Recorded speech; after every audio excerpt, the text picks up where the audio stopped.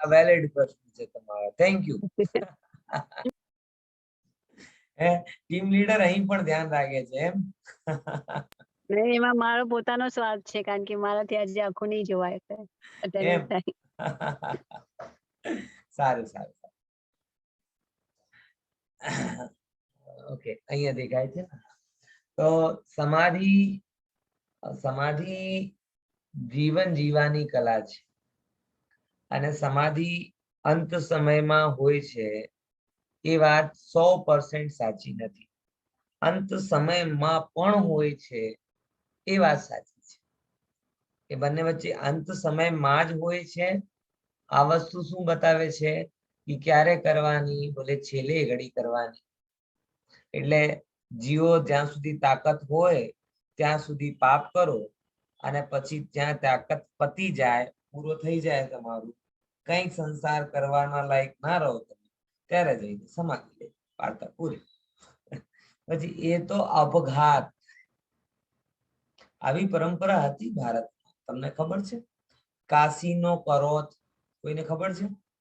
કાશીના કરવત એટલે મિડેવલ ઇન્ડિયામાં આવી પરંપરા હતી કે જે લોકો શું કહેવાય કે કાશીનો શું કહેવાય, આ તમારું ગુજરાતમાં તો કહાવત છે ને, સુરતનો જમણ ને કાશીનો મરણ. કરવત તમારે ત્યાં કહાવત છે ને, સુરતનો જમણ અને કાશીનો મરણ એ બેસ્ટમાં બેસ્ટ હોય. બરાબર. જમણવાર ક્યાંનો સારો? બોલે સુરતનો. અને મરણ ક્યાંનો સારો? બોલે કાશી. તો લોકો શું કરતા હતા ખબર છે? કે કાશીમાં જાય અને લિટરલી આમ હાથ પગ બાંધીને ગંગામાં ડૂબકી લગાડી, અને પછી શું કે ભાઈ આ અમારો કાશીનો કરોત, એટલે કાશીનો કરવત, એટલે એ બધી વસ્તુથી અમે શું થઈ ગયા, હવે સીધે સીધે કાશી એટલે ગંગામાં એક ગુપ્ત સુરંગ હોય છે, સીધી બેકુંઠમાં જઈને મળે. જે ગંગામાં ડૂબે એ બેકુંઠમાં બહાર નીકળે. અને આવી માન્યતા લોકોની હોતી હશે, ઇવન સામાન્ય વ્યક્તિઓમાં નહીં. એક અમારા બુંદેલખંડના પ્રસિદ્ધ રાજા છે, ખજરાઓના મંદિર જેમને બનાવડાવ્યા છે ને, ધંગ રાજા. तो धंग राजा ने स्वयं काशी में जाके समाधि ली. मतलब आप समझ रहे हैं ना कि ये जो राजा जिस चीज को कर रहा हो तमाम ऐशो आराम के साथ में, तो बाकी सामान्य लोगों में तो कितना ये बात होती है. तो ये जो अपघात है और संलेखना है, इसका दूर दूर तक कोई कनेक्शन नहीं. अपघात और संलेखना का इंटर कनेक्शन नहीं. अपघात में जीवन के प्रति निराशा का भाव है, बराबर, और संलेखना में जीवन के प्रति निराशा का भाव नहीं, बैलेंस अप्रोच है जीवन के प्रति. कि भाई जैसे जीवन के दो फेस है, एक जन्म और एक मरण. तो अगर हमने जन्म को इजीली स्वीकार किया तो मरण को भी इजीली स्वीकार कर.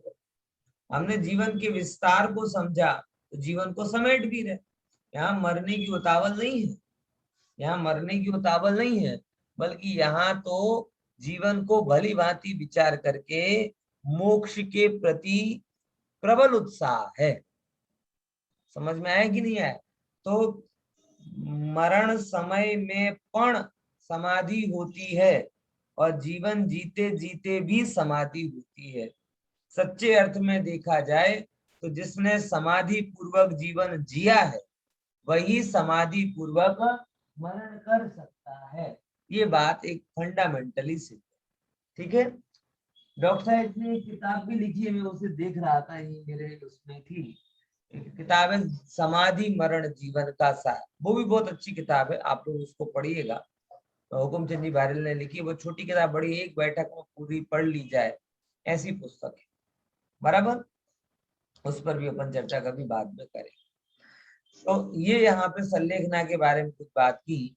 फिर आगे क्या कहते हैं, कुछ उस संदर्भ में और कुछ प्रश्न उठाए हैं जिसका अपन विश्लेषण करते हैं. देखो, संलेखना का ये तो सब गुण बताए. आप कहते हैं सल्लेखना का अलग से कथन क्यों किया, 12 व्रतों में सल्लेखना को क्यों नहीं रखा? तो उसका सबसे पहला कारण तो बताया। 12 व्रत तो आपको पता है कि नहीं पता? 12 व्रत कौन कौन से हैं? बोलो। 5 5 व्रत, 5 अहिर अणुव्रत, 3 अणुव्रत, वेरी गुणव्रत, गुड, 4 शिक्षा व्रत। 3 गुण व्रत और 4 शिक्षा व्रत। हाँ सर, तो ये हुए कौन से 12 व्रत। तो कोई प्रश्न करे कि जब समाधि मरण इतना ही इम्पोर्टेंट है तो इसको क्या कहते हैं, व्रतों में क्यों नहीं लिया? बराबर। बीच में एक मुझे याद आ रही बात, बोल दो, भूल ना जाओ इसके लिए। अभी एक मूवी आ रही है, मुझे पता नहीं, मैंने देखी नहीं, मुझे कोई जानकारी भी नहीं उसके बारे में। जय गोमटेश करके एक मूवी आ रही है, उसमें इसी समाधि मरण के विषय को ही हाईलाइट किया है। बराबर। और वो थिएटर में रिलीज हो रही है, वो मूवी थिएटर में रिलीज हो रही है। हाँ, जय गोमटेश ही है वो, और उसकी थीम समाधि मरण के ऊपर है। आपको पता है? कितने लोगों को पता है ये बात? व्हाट्सएप में तो बहुत स्प्रेड हुआ है। उसका ट्रेलर भी मेरे पास आया है। ऐसा हो तो मैं रख दूंगा ग्रुप में। कैसी है, मैंने कोई उसकी स्क्रिप्ट पढ़ी नहीं है, और एक्चुअल में थोड़ा बहुत तो मैं निराश भी हूँ, क्योंकि उसका ट्रेलर जो है, उसके ट्रेलर में उपसर्गे दुर्भिक्षे जरसि रुजायाम च प्रतिकारे, ये रत्नगण श्रावकाचार्य का 112वें नंबर का श्लोक है लगभग लगभग, उसको तत्वार सूत्र का बताया है। मतलब अब स्क्रिप्ट राइटर का कितना नॉलेज होगा, मुझे थोड़ा उससे भरोसा हिल गया मेरा उस फैक्ट की इतनी बड़ी गड़बड़ी को देखकर। लेकिन फिर भी चलो, पहली बार जैन धर्म के एक ज्वलंत विषय पर कोई पिक्चर बनाने का साहस कर रहा है। कैसी होगी क्या नहीं होगी पता नहीं, लेकिन एक एक बीच में बात तो आएगी मेरे पास, तो आपके पास रख देंगे, देखने के बाद पता चलेगा। लेकिन एटलीस्ट बनी ये अच्छी बात। संथारा के विषय पर, समाधि मरण के विषय पर, जो एक बहुत ही विरोध हुआ था, और उसी को टारगेट करके पिक्चर बनी है, बहुत अच्छी बात है। जय गोमटेश नाम से बनी, बराबर ना? तो वो इसी मुद्दे पर है। अब कितना न्याय देंगे वो बात अलग है। डायरेक्टर ने अगर बनाने के पहले शास्त्रियों से संपर्क किया होता तो कम से कम रत्नगण सावकाचार्य का श्लोक तत्वार सूत्र का नहीं बना होता। उमा स्वामी आचार्य भी सोच रहे होंगे, मैंने तो लिखा ही नहीं है, कहाँ से बोल दिया मेरा समझ आया? तो ठीक है, ये सब बातें तो बीच में याद आई तो आपको बता दी। तो अब अपन आगे बढ़ते हैं कि सल्लेखना अलग से क्यों बोली गई। तो उसका सबसे पहला नंबर का कारण बताया, सल्लेखना कंपलसरी नहीं है। लिखा है ना यहाँ पे, यह दिग्व्रत आदि के समान अनिवार्य नहीं है।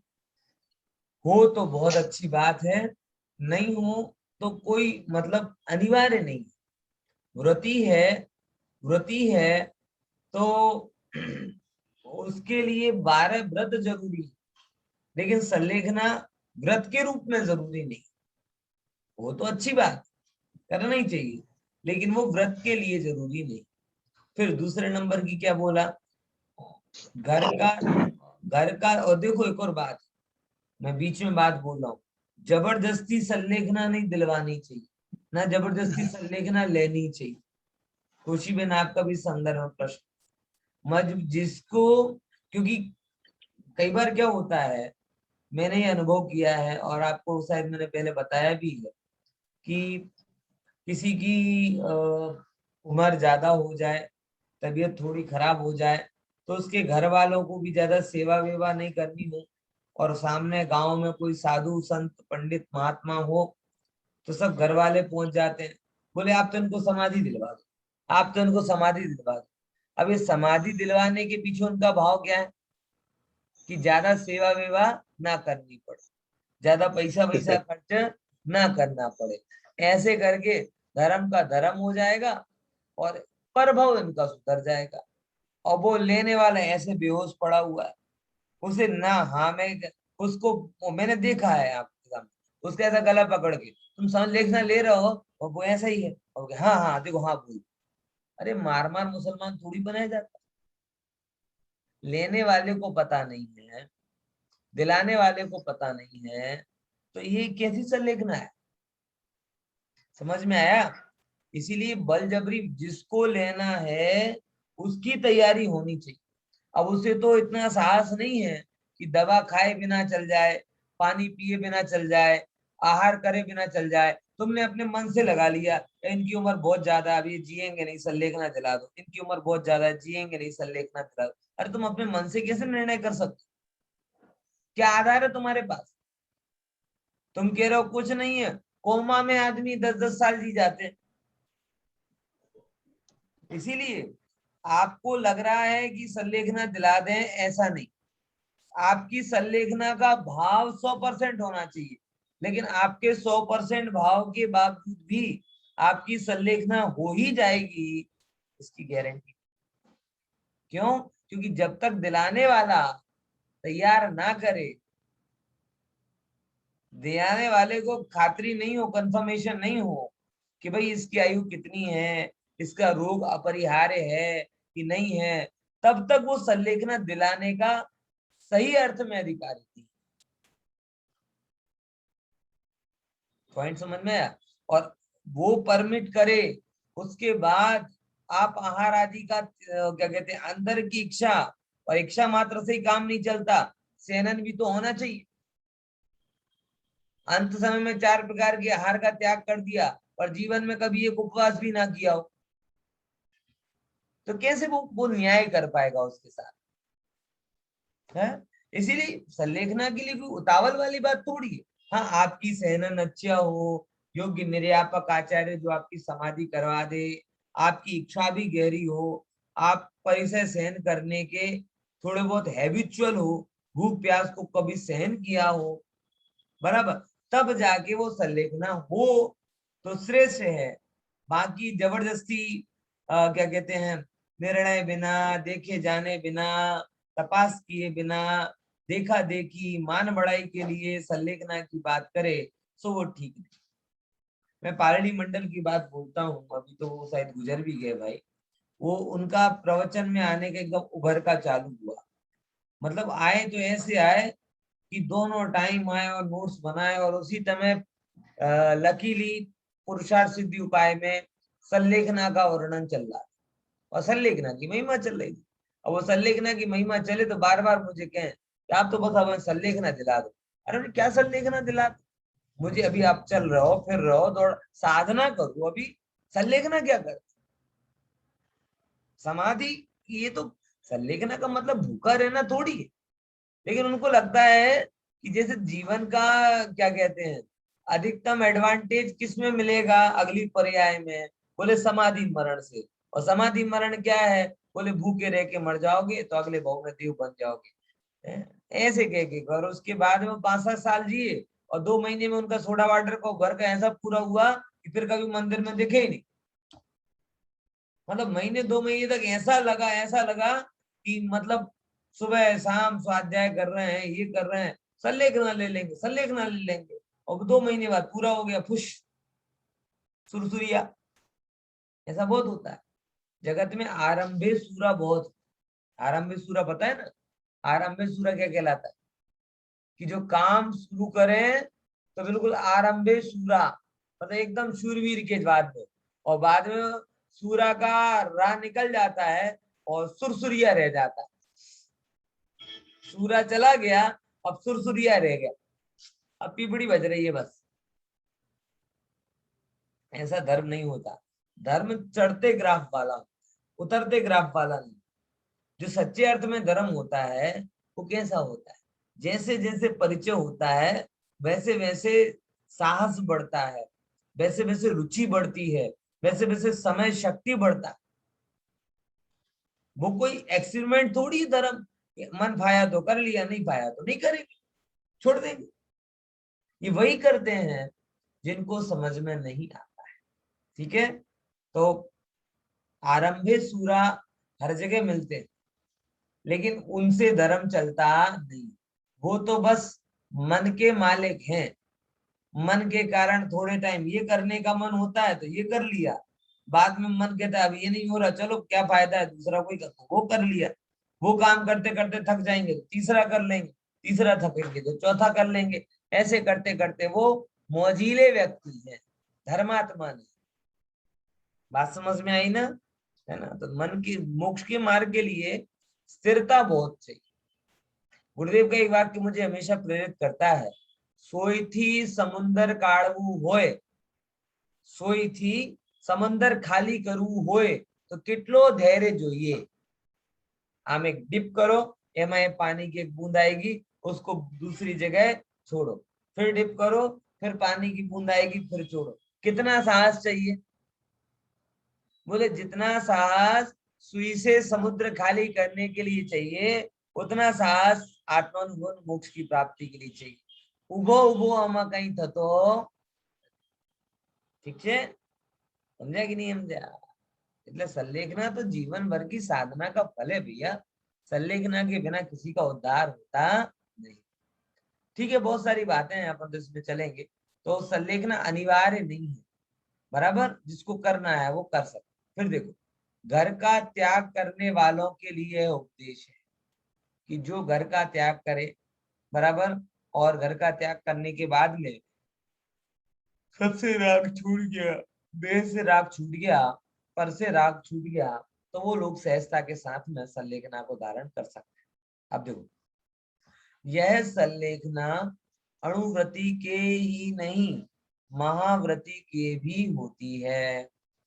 संलेखना दोनों को हो सकती है। बाकी के व्रत है ना, बाकी के व्रत, बाकी के व्रत मात्र अणुव्रति को होते हैं, जबकि संलेखना अणुव्रति को भी होती है और महाव्रति को भी हो सकती है। पॉइंट समझ में आया? संलेखना दोनों को हो सकती है, अणुव्रति को भी और महाव्रति को भी। अब बोलो दिनेश। ये घर का त्याग क्यों बोला? अणुव्रति को घर का त्याग तो नहीं होता है। सबसे पहले यहाँ पे समझ लो कि भाव रूप से घर की बात मुख्य है, द्रव्य रूप से घर की बात गौण। अगर आप घर में रह के करोगे तो संलेखना उतनी अच्छे से नहीं हो पाए। घर से दूर जाके किसी गुरु के सानिध्य में करोगे तो अच्छे से। यहाँ तक आपको बताऊं गजब बात, कि जो आचार्य संलेखना लेते हैं ना, वो अपना आचार्य पद छोड़ते, और आचार्य पद ही नहीं छोड़ते, संघ भी छोड़ देते, और जाके किसी दूसरे संघ में निवेदन करते हैं कि अब आप हमारी संलेखना समाधि कर रहे। क्यों? क्योंकि कहीं ना कहीं समाधि मतलब बिल्कुल सर्व संबंधों से रहित हो जाए, और पुराने बारंबार संबंध आएंगे तो उसमें संभावना है कि राग होवे, द्वेष होवे, इसलिए उनका भी त्याग वहां पे कर दिया जाता है। ठीक है, ओके। तो ये बात वहां पे तो इसीलिए महाव्रति अणुव्रति दोनों के लिए होती है, बाकी 12 व्रत मात्र अणुव्रति के लिए होते हैं। इसीलिए इसका अलग से कथन किया है, ये इसलिए इसको अलग से बताया गया। अब देखो और क्या कहते हैं संलेखना के संदर्भ। सूत्र में सेविता न कहकर जोशिता क्यों कहा? ये संस्कृत के दो शब्द हैं, सेवन करना चाहिए और जोशिता मतलब प्रीति पूर्वक सेवन करना चाहिए। तो लेख प्रश्न किया कि सेविता मात्र क्यों बोला, जोशिता क्यों नहीं बोला? तो अर्थ कहते हैं, संलेखना अंतरंग में प्रीति नहीं होने पर बलात् नहीं कराई जा सकती। देखो, प्रीति के बिना संलेखना करना कराना मतलब भूखों मारना। पॉइंट समझ में आया? तो किसी को भूखा मारना या भूखे मारने का नाम थोड़ी सम्यक दर्शन। आ रही कि नहीं आ रही बात? अंदर में भाव होना चाहिए।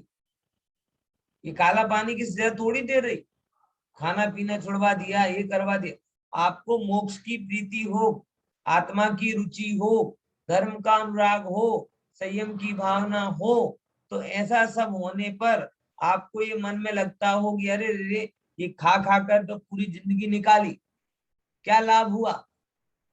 अब अनाहारी आत्मा का आनंद लेते, आहार के विकल्पों से भी पार जाते। नहीं तो सच में जीव को मैंने देखा है विकल्पों में उलझते हुए, मरते टाइम तक खा खा के विकल्प। एक तो मेरे रिश्तेदारों में मरण हुआ, उनके मरने के बाद में सब बात चल रही, तो उनकी बेटी बता रही कि दादी को 2 बजे इच्छा हुई कि मेथी के गोटा खाऊं, और हमने 2 बजे मेथी की गोटा बना के खिलाए, मेथी के गोटा खाए, पेट भरा, और 3 बजे मरण हो गया। आहा, तृप्त होकर मरे। तृप्त होकर नहीं मरे, व्यंतर बनेंगे। मेथी के गोटे से तृप्ति होगी तो कहाँ जाओगे? और उनको लगा कि मैंने अपना पूरा कर्तव्य कर दिया। क्यों? दादी को मेथी के गोटे खिला दी, उनकी इच्छा पूरी कर दी।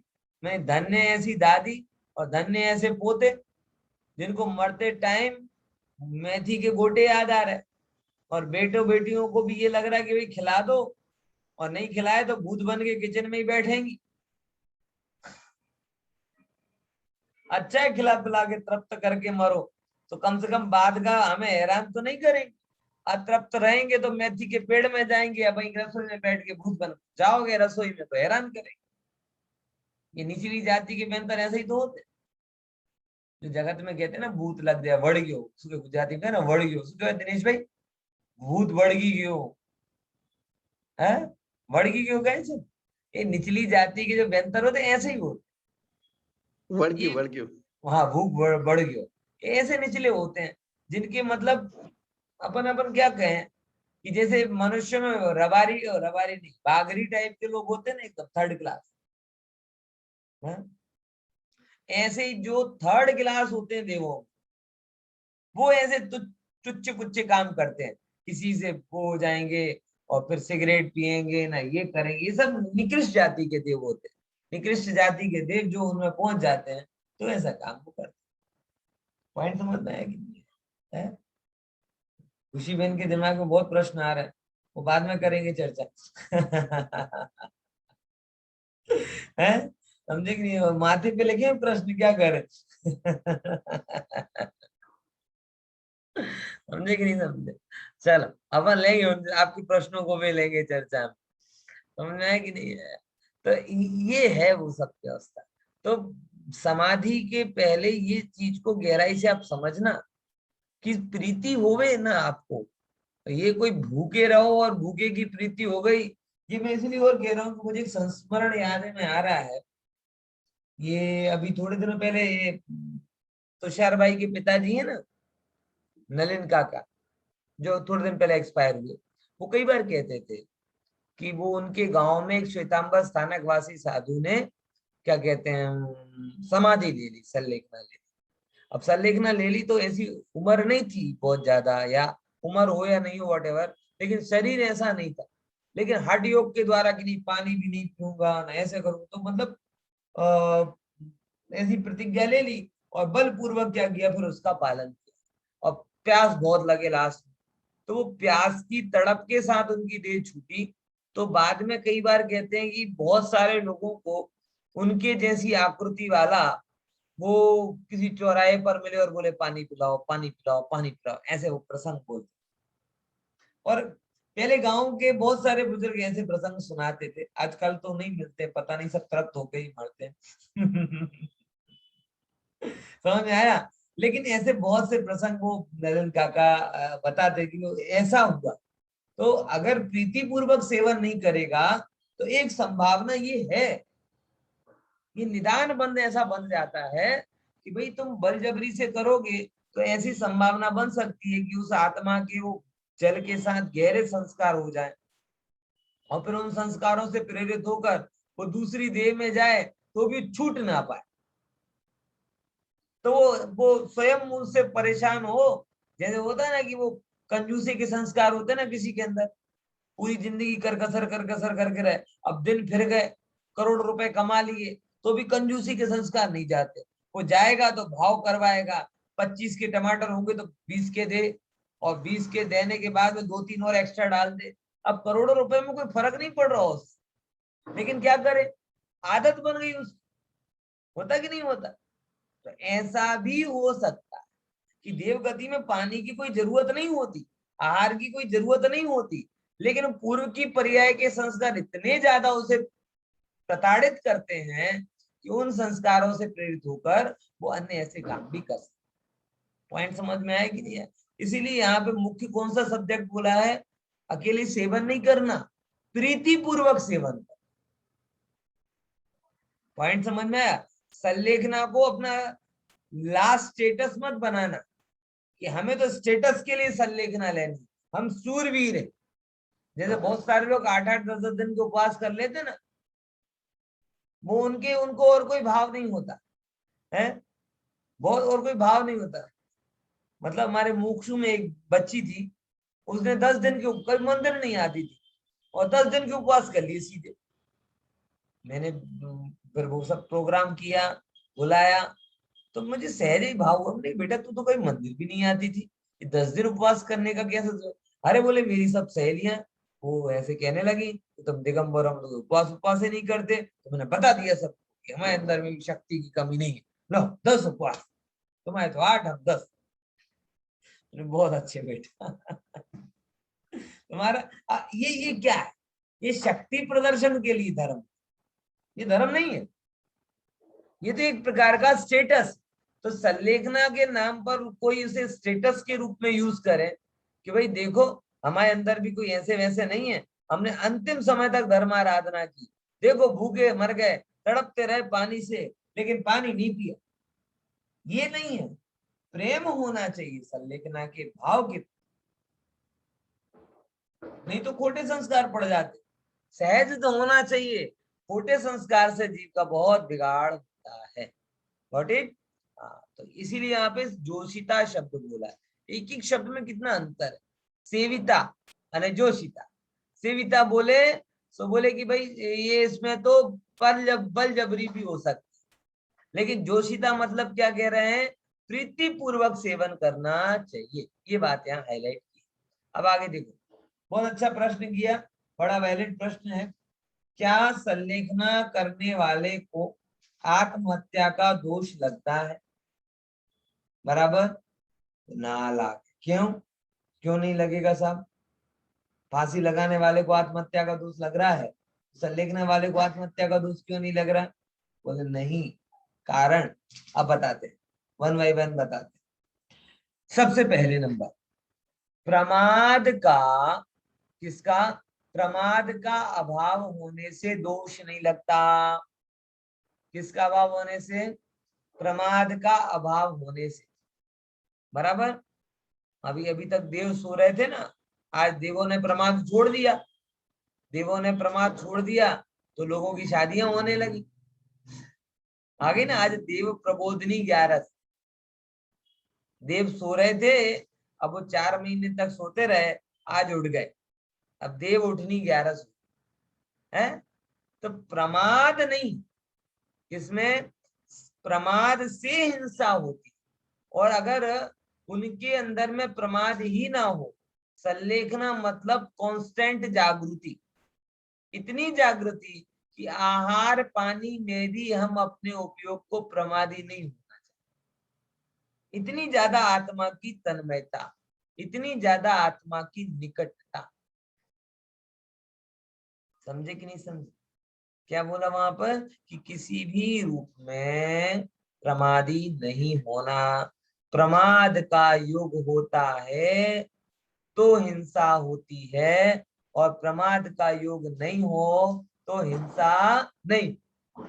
और संलेखना में अंश मात्र भी प्रमाद का योग नहीं है, और अंश मात्र भी प्रमाद का योग नहीं होने के कारण संलेखना आत्मघात निरंतर। अरे एक्चुअल में प्रमाद तो हर जगह, खाने में, पीने में, कषायों में, सोने में, सब में। यानी संलेखना में केवल देह का राग नहीं छोड़ा जाता, संलेखना में परिवार का भी राग छोड़ दिया जाता, कषायों का भी राग छोड़ दिया जाता, विषय सेवन, सब प्रकार से जो जो भी प्रमाद के सोर्स हैं, वो सारे सोर्सों से डिस्कनेक्ट हुआ जाता, वो संलेखना है, वो संलेखना है। देखो यहाँ पे वही कह रहे, तो इसीलिए संलेखना में प्रमाद नहीं है, और प्रमाद नहीं है इसीलिए वहां पे हिंसा का दोष भी नहीं है।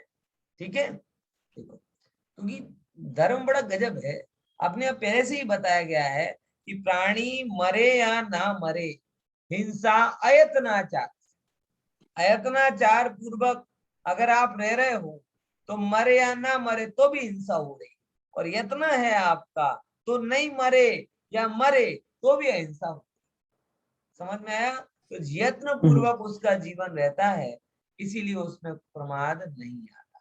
ठीक है, दूसरे नंबर की बात, राग द्वेष मोह से कलुषित व्यक्ति शास्त्रादि से अभिप्राय पूर्वक अपना घात करता है तो आत्मघात का दोष लगता है। राग द्वेष मोह से कलुषित व्यक्ति, शस्त्रादि, कोई व्यक्ति राग से कलुषित है, जैसे नहीं आते रोज अखबार में आए दिन प्रकरण आते हैं कि माँ बाप ने बेटे बेटी की शादी का मना किया, बेटे बेटी ने नहर में कूद के जान दिया, प्रेम में राग में अंधे होकर अपघात कर लिए, आते रोज प्रसंग आते। फिर द्वेष में किसी ने छोड़ दिया, बराबर, किसी के प्रति गुस्सा आया, उसका कुछ बिगाड़ नहीं कर पा रहे, अपमान कर दिया तो द्वेष में अपघात कर लिया। राग से मोह में, किसी के मोह में अंध हो गए, पता ही नहीं चला क्या करने लायक है क्या नहीं करने लायक, अथवा प्रमादी होकर मोह में ऐसे पाप किए कि जब वो पापों का फल भोगने की बारी आई तो लगा कि अरे अब कैसे भोगेंगे इनको, और मर गए। पॉइंट समझ में आया? तो राग द्वेष मोह से शस्त्रादि के द्वारा अपने आत्म परिणामों का घात करना, उसका नाम आत्मघात है, सल्लेखना नहीं। पॉइंट समझ में आया? अब आगे देखो,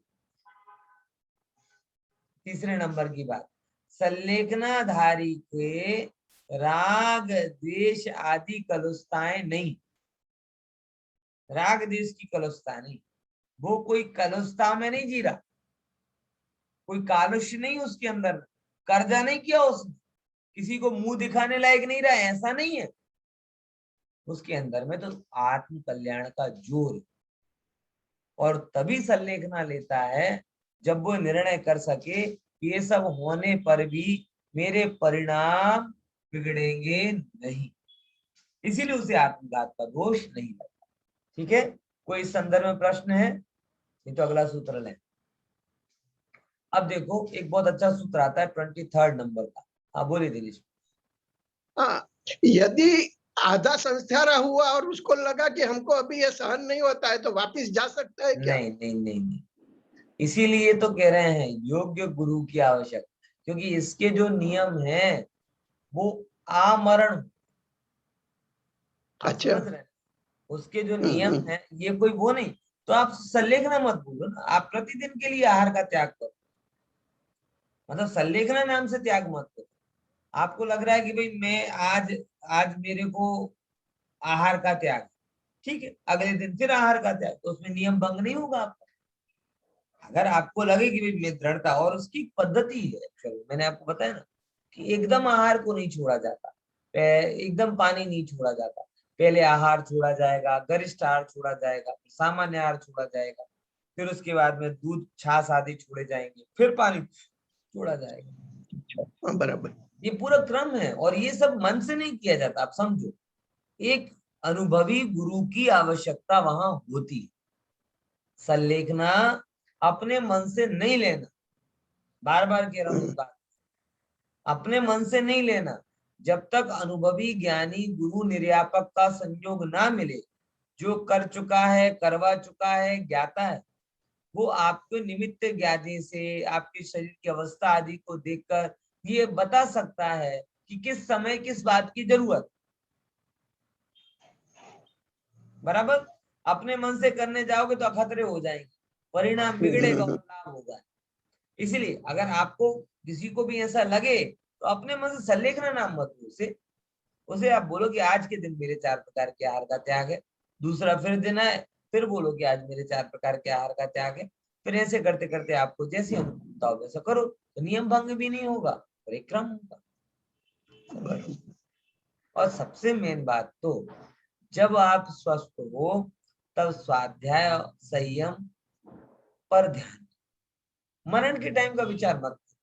अभी स्वस्थ हो तो अभी क्या करो, स्वाध्याय करके आत्मा की रुचि जगाओ, और संयम के माध्यम से शरीर को मोक्ष मार्ग के अनुकूल करो। ये दो अलग अलग प्रैक्टिस है। जैसे प्रैक्टिकल और थियोरिकल दोनों होते हैं ना, संयम आदि की जरूरत क्यों? देखो एक बात है, एक बात को आप समझो, थोड़ा प्रैक्टिकल वे में समझो, अपने मुख्य समाज को समझने की बहुत जरूरत है। शरीर में ज्ञान नहीं है, शरीर मशीन, क्या है? मशीन। मशीन। और हर मशीन की तरह इसकी भी एक लिमिटेशन है। जैसी ट्रेनिंग दोगे वैसी काम करें। तुमने अगर इसे भोगमयी ट्रेनिंग दी है तो एंड टाइम तक भोग भोग की बात करेगा। संयम क्या कर रहा है? इसे वेल ट्रेंड कर रहा है। क्या कर रहा है? Well trained. कि अभी तक जो आप भोगों के लिए अपने जीवन को जी रहे थे, एटलीस्ट अब आप क्या करो, धर्म के लिए अपने जीवन को जियो। समझ में आया? तो ये स्वाध्याय के द्वारा थियोरिकल नॉलेज का गेन करो और संयम के द्वारा प्रैक्टिकल नॉलेज गेन। समझे? तो संयम और स्वाध्याय का कॉम्बिनेशन होगा तो समाधि का रिजल्ट आएगा। समझे? मात्र स्वाध्याय से समाधि नहीं होती और मात्र संयम से समाधि नहीं होती। स्वाध्याय आत्मरुचि के लिए करो और संयम शरीर की ट्रेनिंग के लिए करो। धर्म वरम नहीं है उसमें, लेकिन पार्ट ऑफ ट्रेनिंग आज यही होता है कि शरीर, आप देखो ना कि हमने ऐसा उसको, ये शरीर को जैसा डालो वैसा डलता है। ये तो आपको अनुभव हो गया होगा कि अगर आपने ऐसे 10 दिन, जैसे मैं अगर कहीं पर भी जाता हूँ 10 लक्षण में, तो 10 दिन एक ही बार भोजन करता हूँ, और एक बार भोजन करता हूँ तो यहाँ आके 11वें दिन भूख ही नहीं लगती। दोनों टाइम